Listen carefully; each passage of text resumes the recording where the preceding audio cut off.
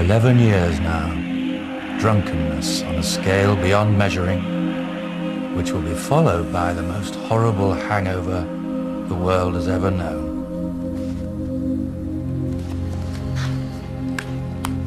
This is the story of the German opposition to Hitler, as recorded in the diary of the writer and lawyer Fritz Reck Malatshaven.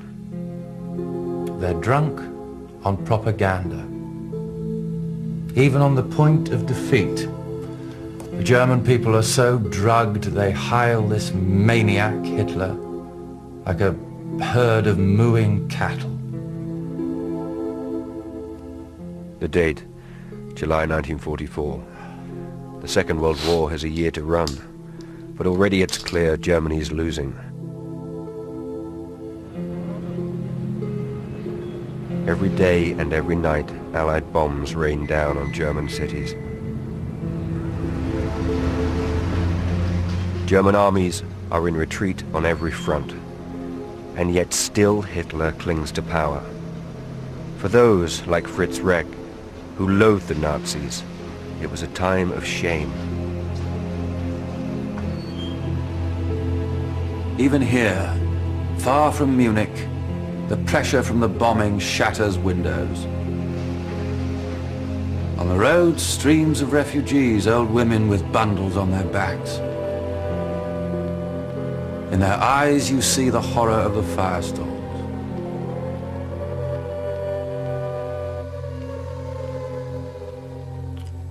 But why should Herr Hitler worry? We hear he spends his time reading novels, watching movies, bullying his generals. And meanwhile, every day, his shelter is dug deeper and deeper into the earth.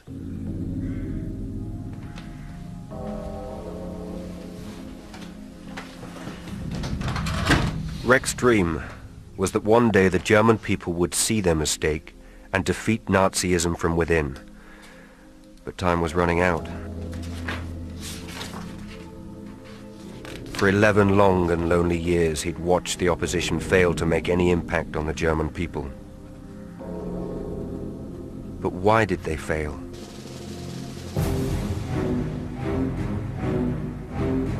Terror is the best political weapon, for nothing drives people harder than a fear of sudden death.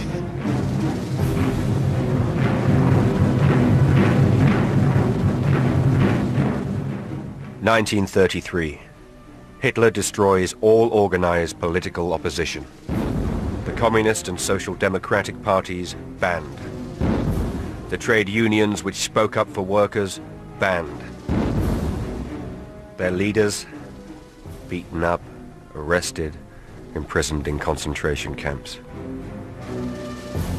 At a stroke, Hitler had made powerless those men and women most likely to lead protest against him.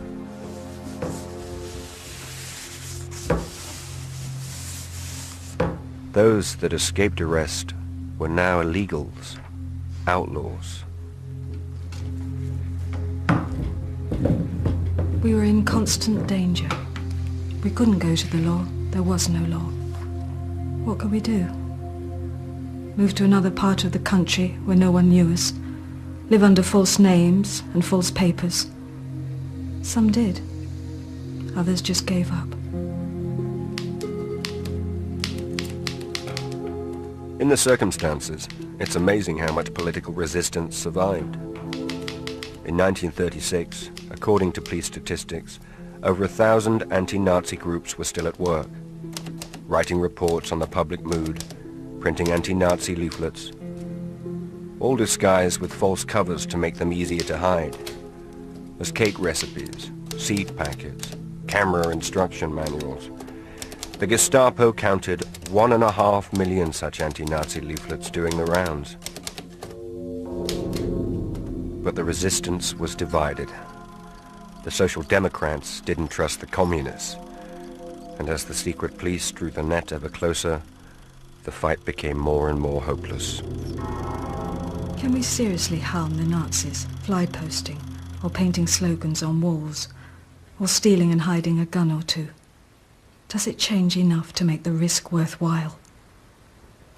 People think it's romantic to battle with the Gestapo, but it's not. It's suicidal. Fritz Reck never actively resisted, but writing a diary was treason enough, keeping an ear to the ground on his country estate, recording the public mood. Again and again my friends warn me about my writings. I ignore them. I must record what's happening here in Germany. And so, night after night I hide this diary deep in the woods, always alert in case I'm seen, always changing my hiding place. Do you have any idea what it's like to live like this? No human rights, always under threat that someone might turn you in at any time. And this total desperate lack of opposition, it's that more than anything that makes our life here so unbearable. At most, all those like Reck could do was lodge a quiet protest. There were ways. The Nazis wanted conformity, everyone doing the same, flying the flag, saluting, using the correct Nazi greeting. Heil Hitler! Heil Hitler! Heil Hitler! Heil Hitler! By breaking the rules, Heil Hitler, Professor! Grüß Gott, Frau Troops. you could quite spoil a Nazi's day.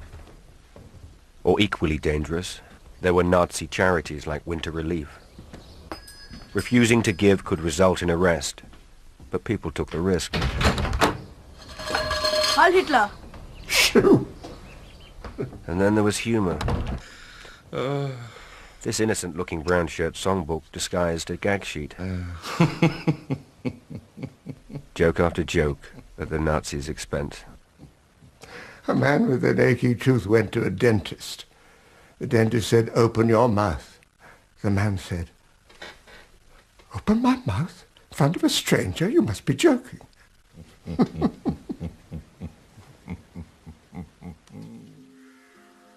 But as Fritz Reck noted in his diary, the government was hardly likely to be brought down by joke books. I think we'd rather see resistance take the form of armed rebellion. But that's the problem. The Nazis have made us so sluggish, a nation of cowards. Reck was a Christian. His opposition to the Nazis was less political than religious. He feared the Nazis meant to destroy Christianity. He was right.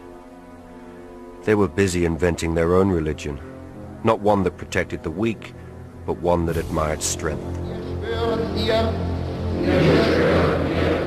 Adolf Hitler.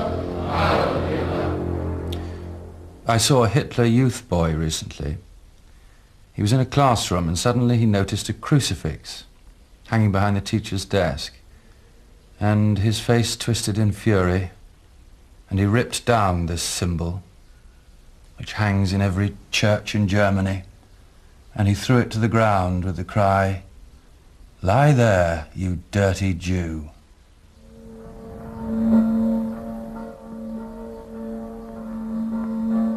The Christian churches might have led ordinary Germans against the Nazis, but like the outlawed political parties, they failed. Hitler had made idle promises that he'd protect the church. The Pope, the Catholic bishops, and German Protestant leaders all chose to believe him. You see, we Germans have been rooted in Christianity for centuries. If the churches had pulled together, if the bishops hadn't compromised, many of us felt that there would have been a popular uprising. Some sort of rebellion. I'm sure of it, yes. Some did what they could. Martin Niemöller spent 8 years in prison for preaching anti-Nazi sermons. But as he reflected in a poem in 1945, more common were those Christians that just stood by. When the Nazis came for the communists, I was silent. I wasn't a communist. When the Nazis came for the Social Democrats, I was silent. I wasn't a Social Democrat. When the Nazis came for the trade unionists, I was silent. I wasn't a trade unionist. When the Nazis came for the Jews, I was silent. I wasn't a Jew. When the Nazis came for me, there was no one left to protest.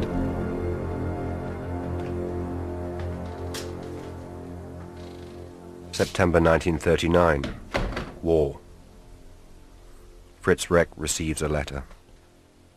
Reck, you won't believe it. We are the children of the gods. I'm just back from the Battle of Poland. 11 flying missions, dive bombing, columns of troops and troop trains. It's such a wonderful carnage. I love this war. We're so utterly without pity. A letter written by an escaped convict? No. This letter was written by a young man with bright blue eyes and an irresistible boyish laugh. In civilian life, he was entirely harmless. You see, we can't see the shame anymore. Germany is so completely drugged on its own lies, and the cure will be more terrible than anything seen before in history.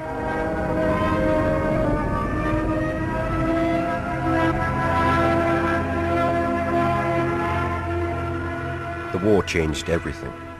Now resistance was treason, but also now there was more reason to resist.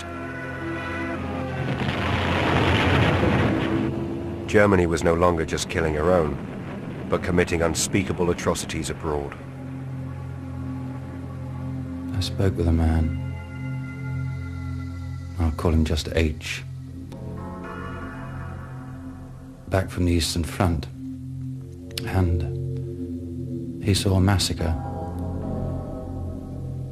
30,000 Jews slaughtered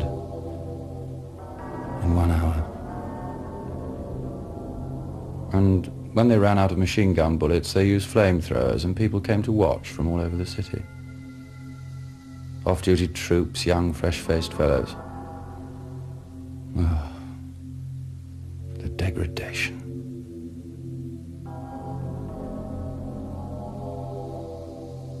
Did people back home in Germany know what was being done in their name?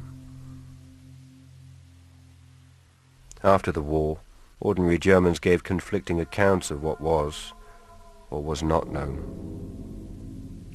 We had problems of our own. The war, the day-to-day, grabbed us like a prisoner. If we heard rumors, it was a very distant thing. They were called work camps. That's what we thought they were for. And I used to think, good. It'll be the first honest day's work they've done in their lives.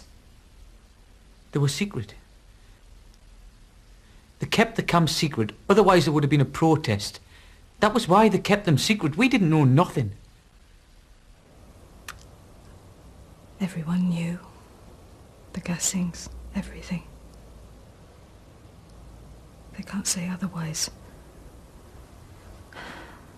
People made jokes about it. We had this cheap soap. It floated on water. People said it was made from the Jews. Why did no one speak out? Because the horror stopped people's mouths. If you spoke out, you went to a camp yourself.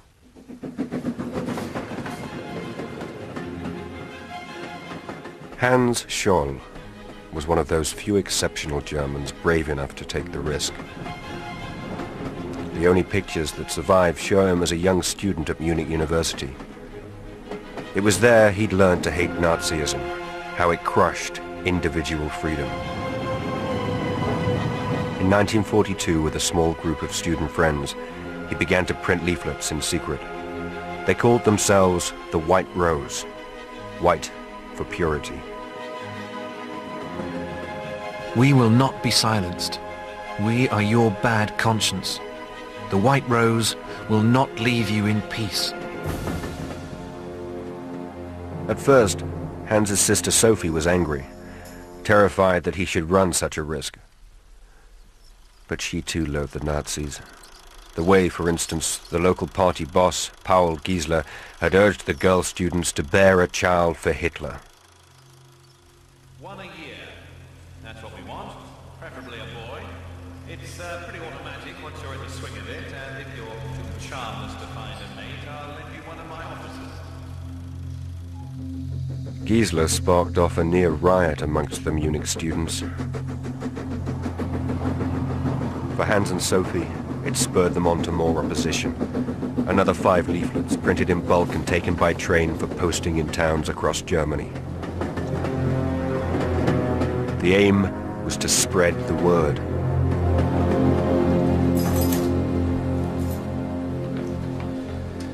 In the name of the German people, we demand of Hitler the return of our most valuable possession, freedom. Who's it come from?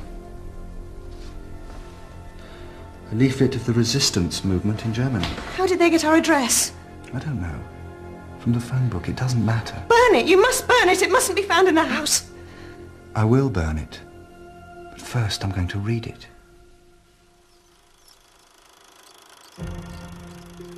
On February the 18th, 1943, Hans and Sophie were spotted in the empty university, showering leaflets down the central stairwell. They'd known the risks. Sophie had said just days before, "So many people have died for this regime. It's time someone died against it." they were arrested, tried, and beheaded for high treason. I never saw these 2 young people. I heard only bits and pieces of the story broadcast from London. But the importance of what I heard, I could hardly believe it. This is the BBC Home and Forces program. The Scholls are the first in Germany with the courage to speak out for the truth. One day we must all make a pilgrimage to their graves and stand before them, ashamed. The aircraft of the Coastal and Bomber Commands have carried out day and night attacks on the port of Brest and on enemy shipping there. 1943 was the war's turning point. The German army was retreating in Russia and Africa, and the carpet bombing of German cities had begun. Propaganda Minister Goebbels talked of a new kind of war demanding total sacrifice. Would Germany fight total war? But in reality, the Nazis were slowly losing control, and the atmosphere shifted accordingly. Suddenly people walk straighter, their faces shine. Everyone senses a ghostly hand has nailed the Nazis' death warrant to the wall. And what do we find? Petty party officials sniffing which way the wind's blowing, saying Gruß Gott again instead of Heil Hitler. Nazi school teachers back in church. The swastika disappearing from coat lapels. The women's leader quietening down.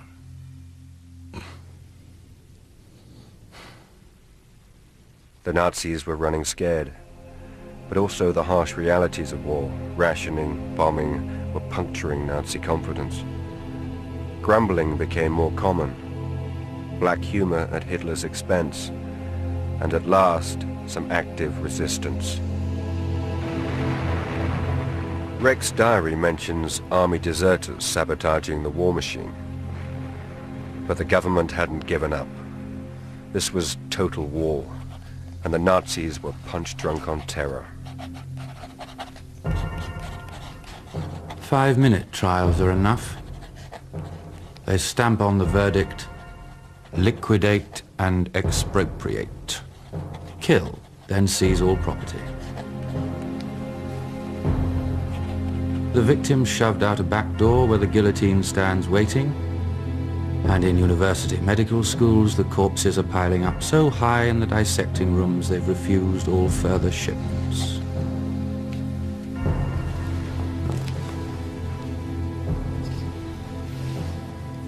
And still the war dragged on, week after week, with every week another 30,000 murders in the death camps.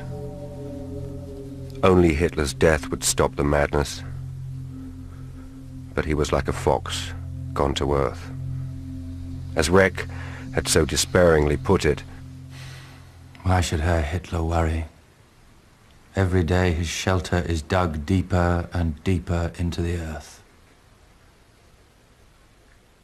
Reck wrote those words on July the 18th, 1944. 3 days earlier, this photo had been taken. Hitler with one of his generals, and standing beside them, Colonel Klaus von Stauffenberg.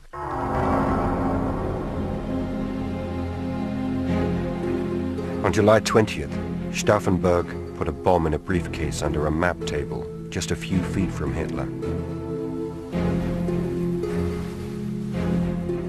Then, with the fuse set at 10 minutes, he left the room and flew to Berlin, where a full army rebellion was ready and waiting.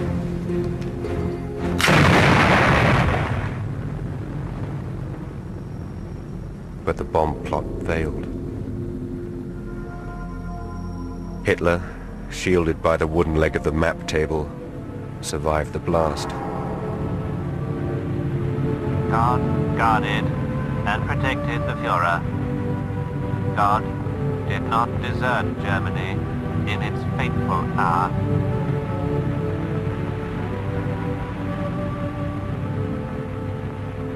In the wave of terror that followed the bomb plot, another 5,000 Germans lost their lives. Some were strung up on butcher's hooks to prolong their agony. And Hitler, it was said, liked to watch the execution footage over and over again. Fritz Reck was himself arrested in October 44. We don't know exactly what he did. The official charge said he undermined army morale. He died in Dachau concentration camp. A Genickschuss, a shot in the neck.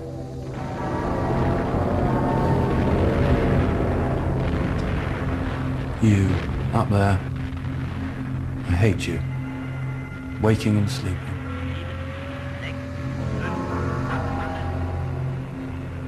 I don't know if I'll survive your downfall, but this I do know.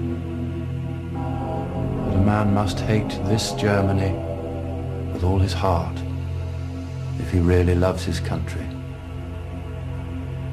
I'd 10 times rather die than see you triumph.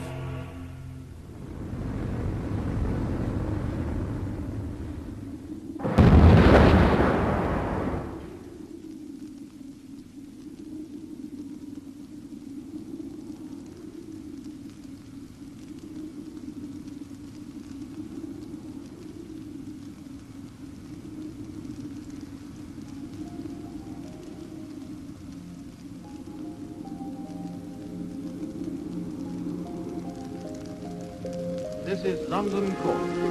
Here is a news flash. The German radio has just announced that Hitler is dead. I repeat that. The German radio has just announced that Hitler is dead.